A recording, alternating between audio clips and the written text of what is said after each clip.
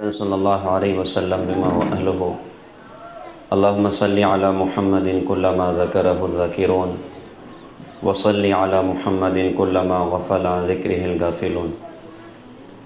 محترم صدر جلسہ، محترم اساتذہ کرام، پیارے بھائیوں، محترم دینی بہنوں،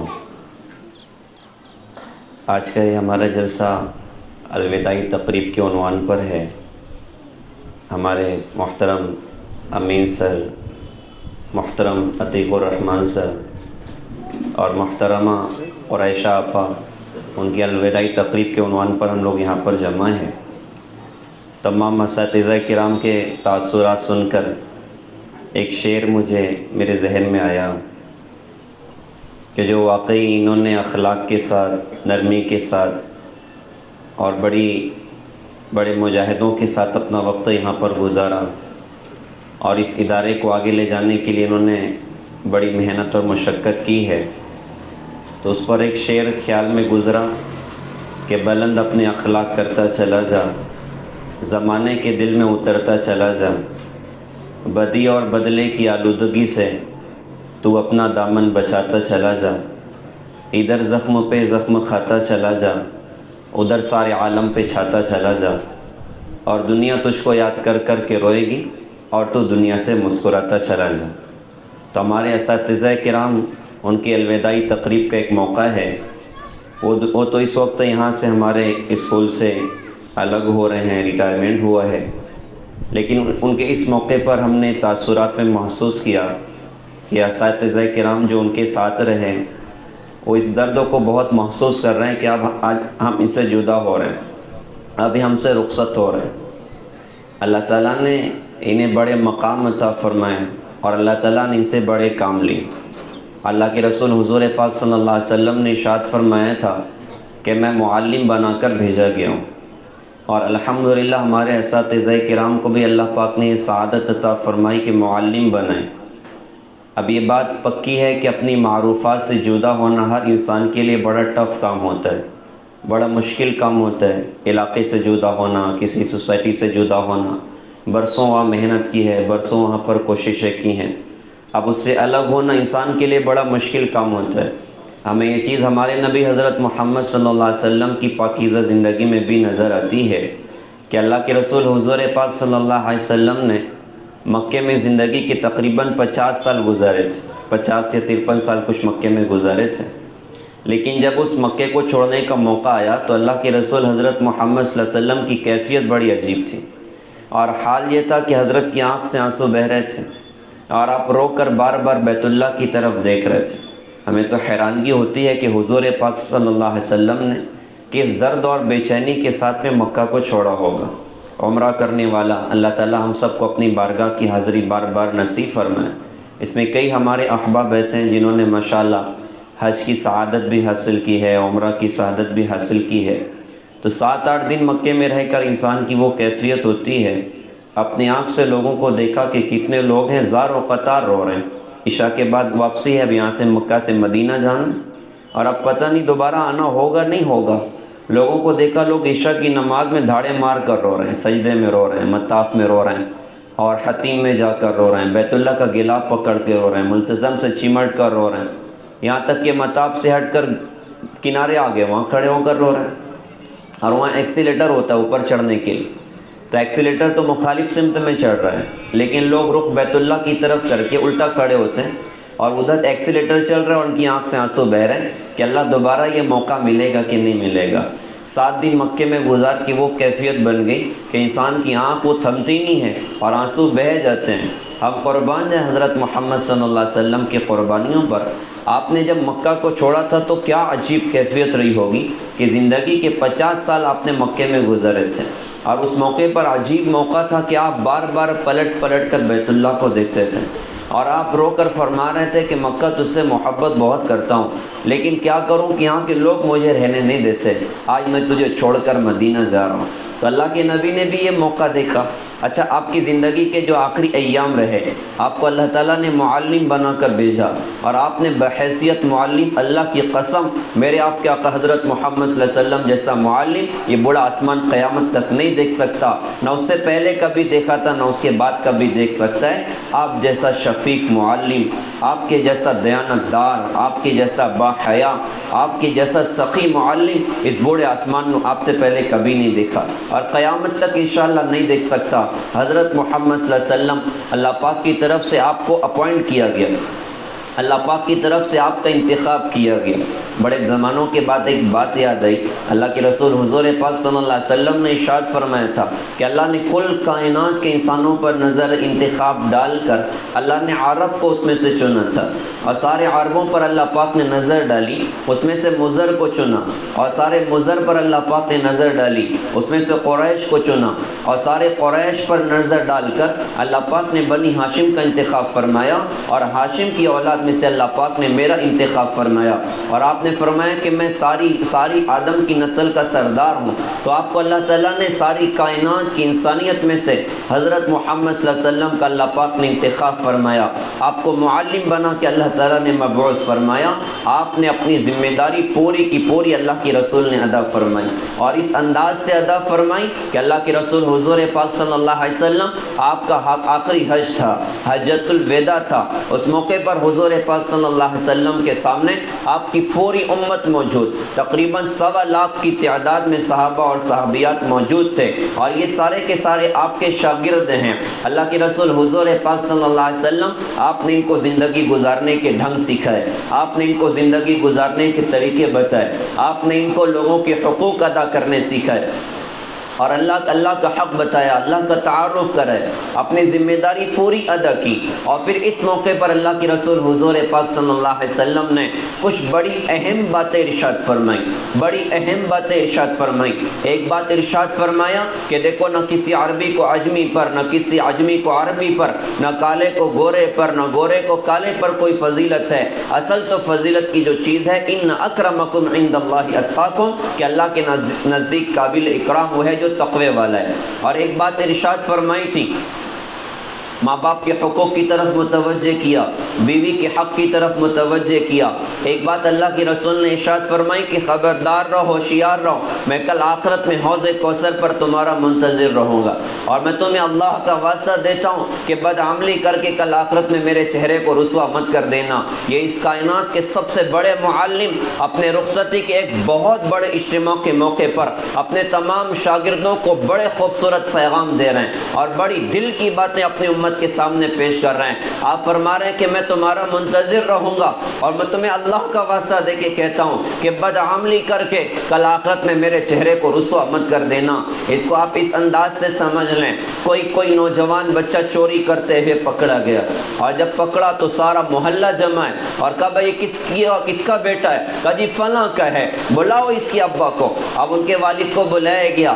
آپ ایمانداری سے بتائیے اور اپنے دل میں سوچئے کہ اس باپ کی اس وقت کیا کیفیت بنے گی جب اسے بتایا جائے گا کہ آپ کے بیٹے نے چوری کی ہے، آپ کا بیٹا چوری کرتے ہوئے پکڑا گیا ہے۔ اس باپ کی کیفیت یہ بنتی ہے کہ زمین پھٹے میں زمین کے اندر اتر جاؤں، کیسا ذلت کا دن آج مجھے دیکھنا مقدر ہوا کہ میرا وہ بیٹا جس میں نے اپنی کمائی ساری کی ساری نچھاور کر دی، جس کے مستقبل کو سنوارنے کے لیے، جس زندگی کو خوبصورت تر بنانے کے لیے میں اپنی زندگی کے سارے سرمائے میں نے گھولا دیے، آج میرا بیٹا چوری کرتے ہوئے پکڑا گیا۔ آج کا دن میری زندگی کا کتنا بڑا ذلت کا دن ہے۔ تو بس اللہ کے رسول، آپ تو باپ سے زیادہ شفقت کرنے والے تھے، آپ تو ماؤں سے زیادہ پیار کرنے والے تھے۔ آپ نے ارشاد فرمایا کہ میں تمہیں اللہ کا واسطہ دیتا ہوں کہ بدعملی کر کے کل آخرت میں میرے چہرے کو رسوا مت کر دینا۔ اللہ کے رسول کا امتی چور بن کر آئے گا، حضور کے دل پر کیا گزرے گی؟ وہ ڈاکو بن کر آئے گا، حضرت کے دل پر کیا گزرے گی؟ وہ ناچنے والوں کا عاشق بن کر آئے گا، حضرت محمد صلی اللہ علیہ وسلم کے دل پر کیا گزرے گی؟ آپ کا امتی ہے اور ڈرگس کا عادی بن کر آ گیا، یا شراب آپ کا عادی بن کر آ گیا، آپ کی امتی کوئی بہن ہے اور وہ ناچنے والیوں کو زندگی کے آئیڈیل بنا کر اللہ کے رسول کے سامنے آئی ہے، بتاؤ تو صحیح حضرت محمد صلی اللہ علیہ وسلم کے دل پر کیا گزرے گی؟ تو آپ نے اسی بات کا واسطہ دیا کہ میں تمہیں اللہ کا واسطہ دے کے کہتا ہوں کہ بد عملی کر کے کل آخرت میں میرے چہرے کو رسوا مت کر دینا۔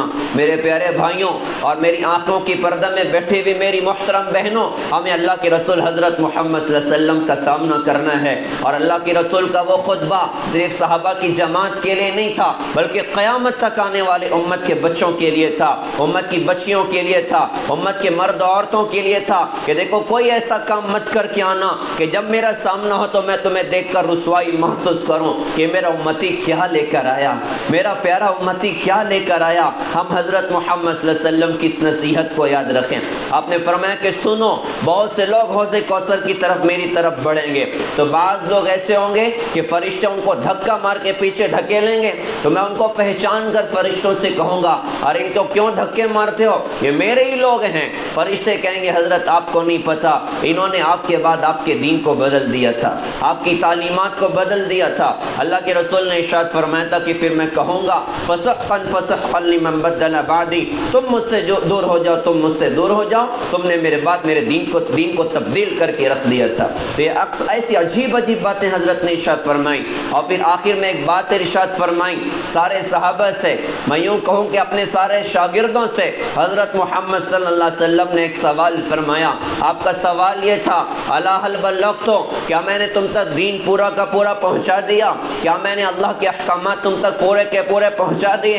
ہم قربان جا اپنے نبی کی عالی خدمات پر، ہم قربان جا اپنے نبی کے تربیت کے اسلوب پر، ہم قربان جا اپنے نبی حضرت محمد صلی اللہ علیہ وسلم کی قربانیوں پر، آپ کی محنت پر، کہ 1.25 لاکھ صحابہ کی زبان پر ایک جملہ تھا، انہوں نے کہا کہ قد بلغت الرسالہ وادیت الامانہ ونصحت الامہ، جی آپ نے رسالت کا حق ادا کر دیا، آپ نے ہمارے ساتھ خیر خواہی کا معاملہ کیا، آپ ہماری ہر خیر آپ ہمیں دے کر جا رہے ہیں۔ اس موقع پر اللہ کی رسول نے اللہ کو گواہ بنایا، اللہم اشہد اللہم اشہد اللہم اشہد علی ھذا، اللہ تو گواہ ہو جا، یہ سارے کے سارے کہہ رہے ہیں کہ میں نے تیرا پیغام ان تک پورا کا پورا پہنچا دیا۔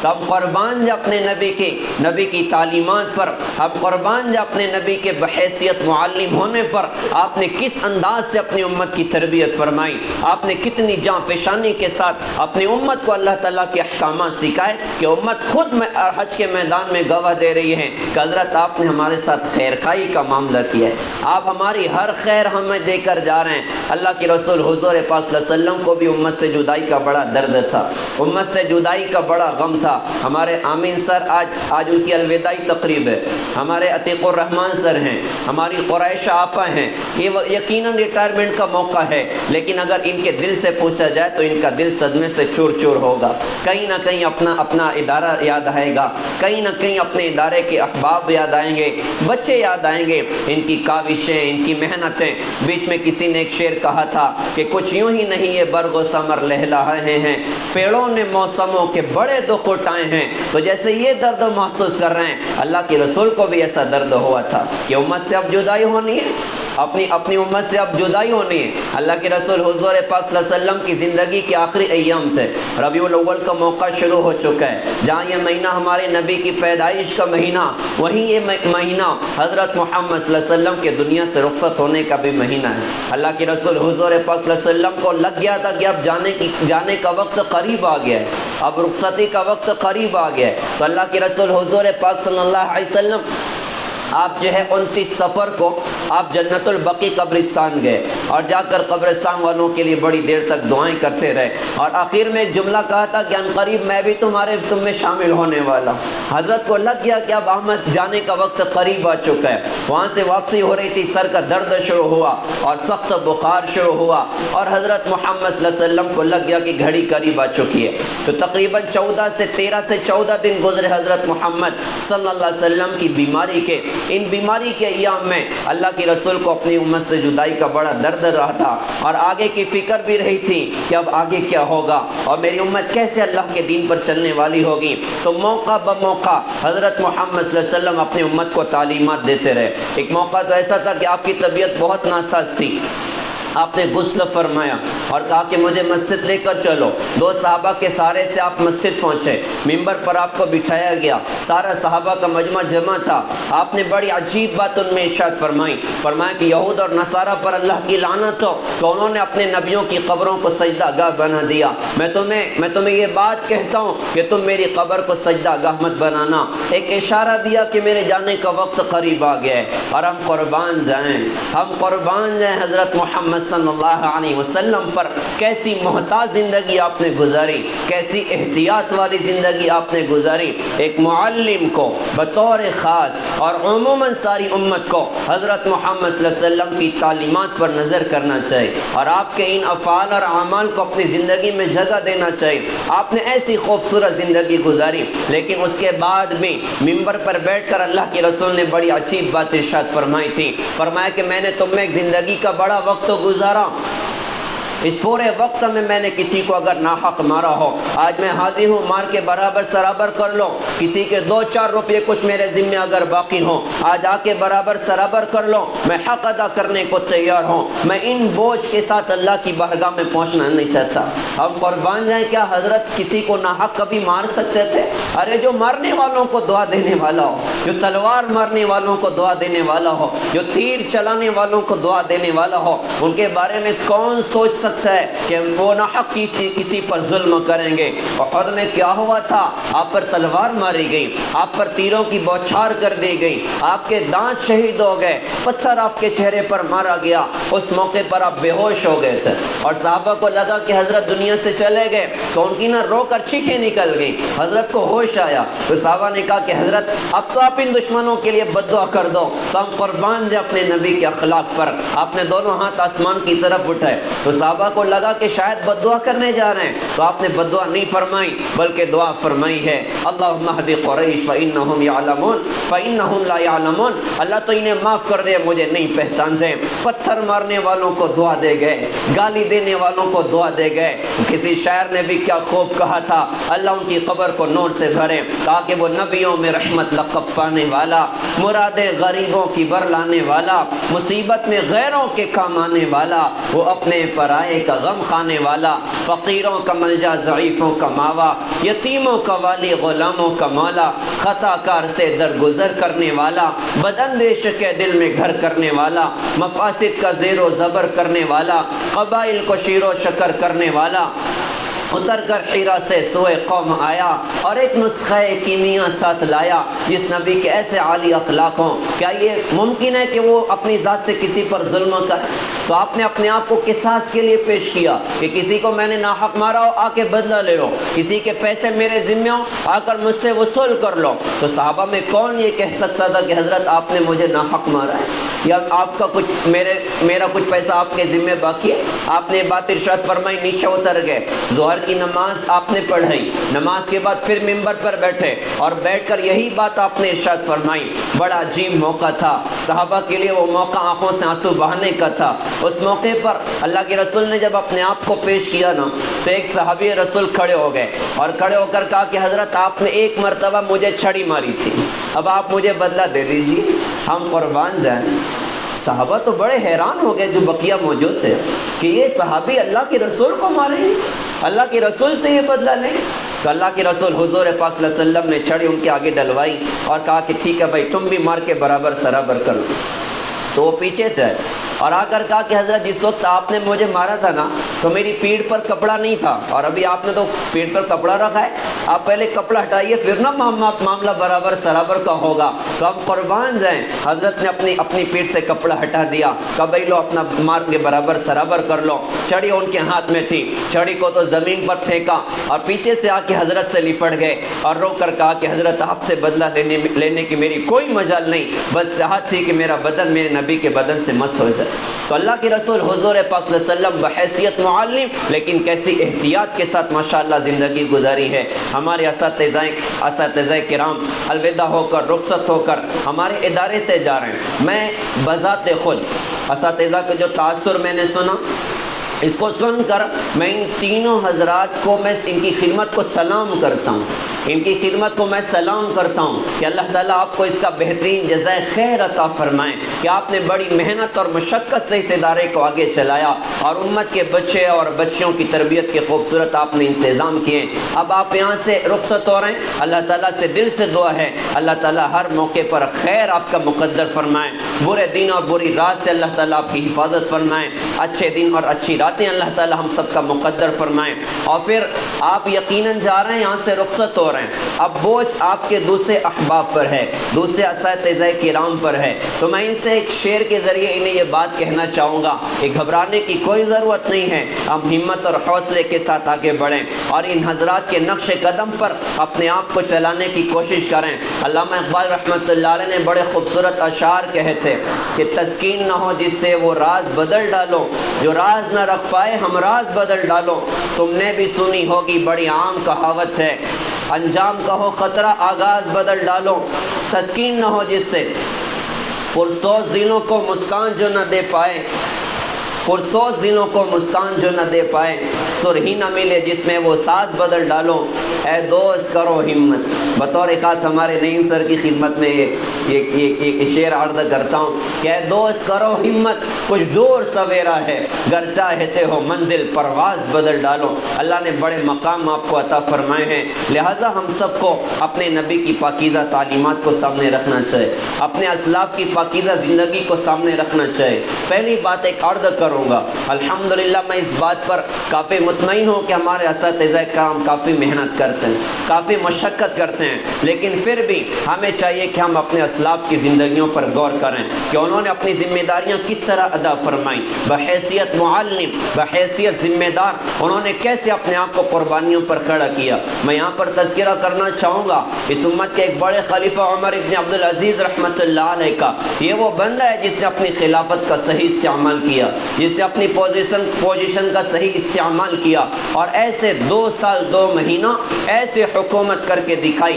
کہ 3 بر اعظم کو اللہ پاک نے ظلم سے پاک کر کے رکھ دیا، ناانصافی سے پاک کر کے رکھ دیا، لیکن یہ اپنی ذمہ داریوں کو کس اچھے انداز سے ادا کرنے والے انسان تھے اور کتنا فکر آخرت کے ساتھ اللہ کے سامنے جانے کا کتنا فکر اس بندے میں اترا ہوا تھا کہ مجھے اللہ کو جواب دینا ہے۔ ایک مرتبہ گھر میں آئے تھے، خلافت ملنے کے بعد ان کی زندگی بڑی قربانیوں والی تھی، بڑی قربانیوں والی تھی، اپنے سارے پیسے اور سارے خزانے بیت المال میں جمع کروا دی۔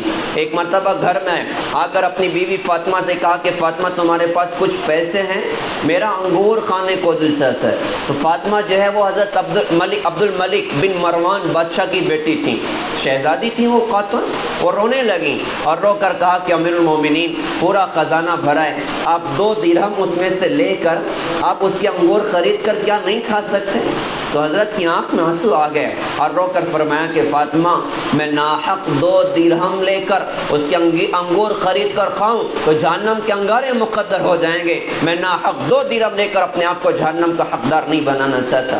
کیسی احتیاط کے ساتھ بندے نے زندگی گزاری، بیت المال کے کام میں بیٹھے ہوئے، مسلمانوں کے کام میں بیٹھے ہوئے، بیت المال کا چراغ جل رہا ہے، کوئی بندہ آگے کہتا ہے کہ حضرت مجھے آپ امت کی کوئی بات نہیں کرنی، مجھے پرسنلی آپ سے کچھ بات کرنی ہے، مجھے ذاتی میٹر میں آپ سے کچھ بات کرنی ہے، کہ بھائی تھوڑا رک جاؤ۔ بیت المال کی شمع کو بجھایا، اپنے ذاتی مال سے جو شمع خریدی ہوئی تھی اور ذاتی تیل سے جو شمع جل رہی تھی اس کو روشن کیا کہ بھائی اب تم اپنی بات کر سکتے ہو۔ آپ اندازہ لگائیے کہ احتیاط کرنے والوں نے کہاں تک احتیاط کر کے دکھائی، کہاں تک تقویٰ جو ہے نافذ اور داخل کر کے دکھایا۔ لہٰذا ہمیں اپنی ذمہ داریوں کو پورا ادا کرنا ہے۔ ہم ایسے بن کر رہیں جیسے ہمارے اساتذہ کرام آج جا رہے ہیں تو دل جو ہے ان کی جدائی پر رو رہا ہے، دل بے قرار ہے، ایسے ہم بنیں کہ جب ہم جائیں تو سارے اسکول رو رہا ہو، سارے ہمارے جو ہے ہمارے ہم عصر لوگ رو رہے ہوں کہ آج یہ کیوں ہم سے رخصت ہو رہے ہیں۔ لہٰذا ہمیں اپنی ذمہ داریوں کو پورا ادا کرنا ہے۔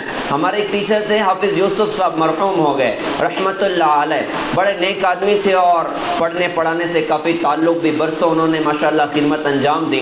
ان کی زندگی کا عمل بڑا عجیب تھا، اسکول آ گئے ٹائم نوٹ کر لیا، اسکول سے نکلے تو ٹائم نوٹ کیا، اور کوئی آدمی آ گیا ملنے کا، جی حضرت آپ سے تھوڑی سی کچھ بات کرنی ہے، تو وہ ٹائم دیکھتے تھے کہ بھائی ٹائم لکھ لیں، اور 10 منٹ میں نے اس کو دیا تو یہ ہوا کہ میں نے جو مجھ پر ذمہ داری تھی وقت کی، میں نے 10 منٹ اس بندے کو دے دیا، اور یہ تو میں نے پہلے ہی گورنمنٹ کو دیا ہوا ہے، یہ تو پہلے ہی میں نے امت کو دیا ہوا ہے، اور اسی کی مجھے تنخواہ بھی ملتی ہے، لہٰذا وہ پورے مہینے کی ٹائمنگ جوڑتے تھے، روز ایک 10 منٹ 15 منٹ کچھ ایسے کم و بیش ہو جائیں تو سب کو جوڑ کر پورے مہینے کا حساب کرتے کہ مجھے کتنے گھنٹے کی تنخواہ ملی ہے، اور جتنا وقت ان کا دوسرے کاموں میں صرف ہوا اس کو مائنس کر کے اپنی تنخواہ کم کراتے تھے کہ میرا اس تنخواہ پر کوئی حق نہیں ہے۔ تو احتیاط کرنے والوں نے ماشاءاللہ یہاں تک احتیاط کیا ہے، تو ہمیں بھی انشاءاللہ ہمت اور حوصلے کے ساتھ آگے بڑھنا ہے۔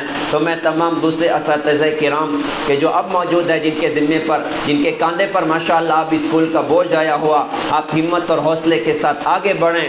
اے دوست کرو ہمت، کچھ دور سویرا ہے، گر چاہتے ہو منزل پرواز بدل ڈر۔ اور آخر میں اپنے تمام بھائیوں اور بہنوں کی خدمت میں بھی کچھ بات عرض کرنا چاہوں۔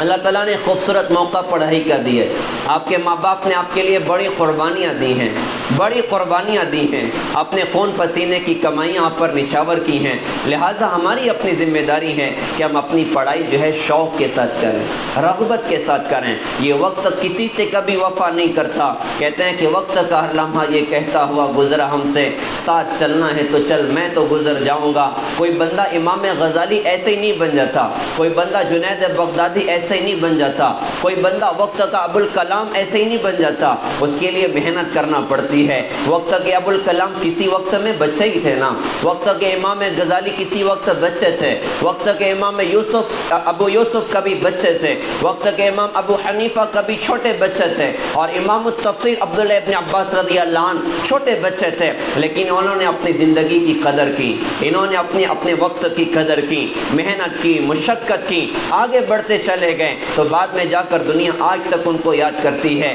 آپ پیارے بچوں سے اور تمام بہنوں سے یہ بات عرض کروں گا، ابھی پڑھنے کا وقت ہے، اپنے وقت کو صحیح استعمال کریں۔ اور ایک نصیحت بھائی ہونے کی حیثیت سے کہتا جاؤں گا کہ اللہ کے لیے موبائل میں اپنے وقت کو برباد نہ کریں، موبائل میں اپنی زندگی کو برباد نہ کریں۔ ایک وہ نادان ہوتا ہے جو کسی بات پر ٹینشن میں آ کے گن پوائنٹ سے اپنے آپ کو شوٹ کر کے ختم کر دیتا ہے، اور ایک وہ بے وقوف، بلکہ بے وقوفوں کا سردار وہ ہوتا ہے جو سلو پوائزن کی طرح اپنی زندگی کو برباد کرتا ہے، 2 گھنٹہ 4 گھنٹہ 10 گھنٹہ، ہائے رے ہائے، ہماری تو راتیں ہی سب ضائع ہو رہی، ہماری تو راتیں ساری برباد ہو رہی، پوری رات کتنے نوجوان پوری رات نکل جاتے موبائل میں، کیا حاصل ہوا؟ کچھ بھی نہیں، ایمان بھی برباد ہوا اور رات بھی برباد ہوئی اور آخرت کی بربادی دامن کا مقدر ہو گئی۔ آج موبائل میں وقت برباد کرنے والا قیامت کے میدان میں سب سے زیادہ خون کے آنسو روئے گا کہ ہے میں نے کہاں زندگی کو ضائع کر دیا تھا، ہے میں نے کہاں زندگی کو برباد کر دیا تھا۔ لہٰذا میں آپ کا بڑا بھائی ہوں، ایک نصیحت کرتا جاؤں، اللہ کے لیے اپنے وقت کی حفاظت کریں، اسکول کی تعلیم 1 نمبر کی کریں، آگے بڑھنا سیکھیں۔ ہمارے بہت سارے بچے ٹاپ کرتے ہیں، لیکن ان کا ٹاپ جو ہے نا وہ آگے سے نہیں ہوتا، پیچھے سے ہوتا ہے۔ کب میں ٹاپ کیا مولانا؟ کدھر سے بیٹا؟ کا سب سے نیچے سے ٹاپ کیا ہوں میں، ہے نا، نیچے والا بنیاد بڑی مضبوط ہے میری، میں سب کو اٹھا کے رکھا ہوں، 1 نمبر بھی ایک دم لاسٹ میں تو سب سے اوپر ہوں۔ تو میں آپ سے کہوں گا کہ آپ اوپر سے ٹاپ کریں، آپ پہلے نمبر پر آئیں۔ دیکھیے ٹاپ کی جگہ ہمیشہ خالی ہوتی ہے، ٹاپ کی جگہ ہمیشہ خالی ہوتی ہے۔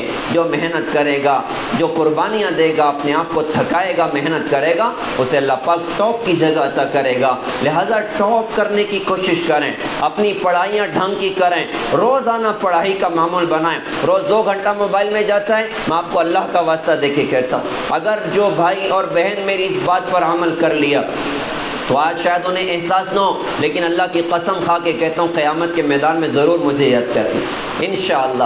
اگر وقت کا صحیح استعمال کیا اور موبائل کی لعنت سے اپنے آپ کو انشاءاللہ بچا لیا، یہ قیامت کے میدان میں یاد کریں گے کہ اللہ تیرا احسان ہے کہ اس بھائی کی بات کو قبول کر کے ہم نے اپنی زندگی کو صحیح رخ پر ڈال دیا تھا۔ لہٰذا اپنے وقت کی قدر کریں، پڑھائی کا خوب اہتمام کریں، ٹاپ کرنے کی کوشش کریں۔ ہمارے بعض بچوں کا مزاج یہ ہوتا ہے کہ یار پڑھائی تو آخر میں دیکھ لیں گے نا، اور ایگزام پیریڈ آئے گا تو اس پیریڈ میں فل یوز کو اچھی سے یوز کر لیں گے۔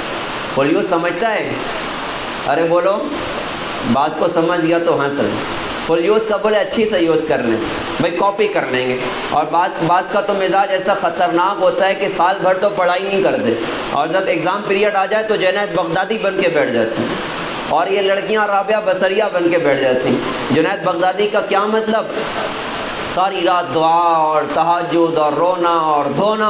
اللہ تعالیٰ کل سائنس کا پیپر ہے، بڑا ٹف ہے. آپ تو بڑی قدرت والے ہیں، آپ بڑی طاقت والے ہیں. اللہ تعالیٰ جبرائیل کو بھیج دیجئے چٹھی دے کر.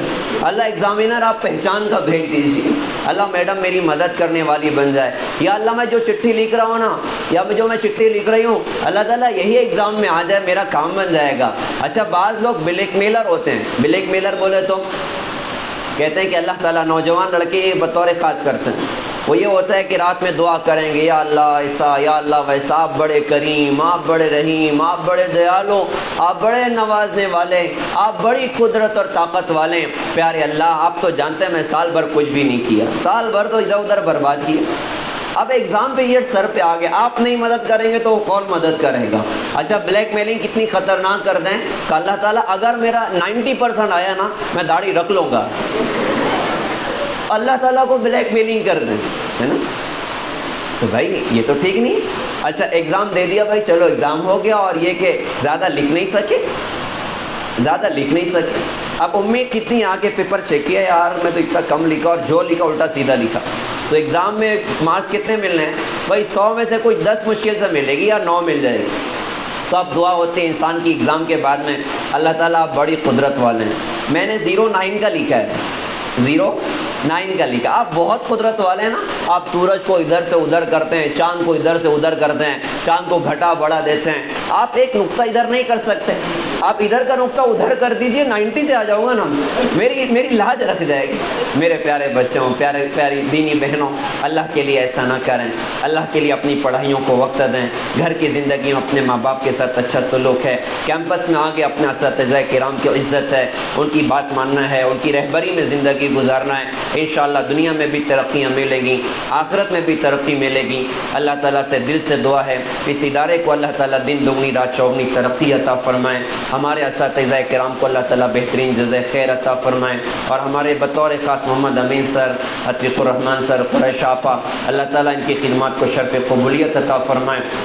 ان کی نسلوں کو اللہ تعالیٰ شادابی عطا فرمائے. وآخر دعوانا الحمدللہ رب العالمین. السلام علیکم ورحمۃ اللہ.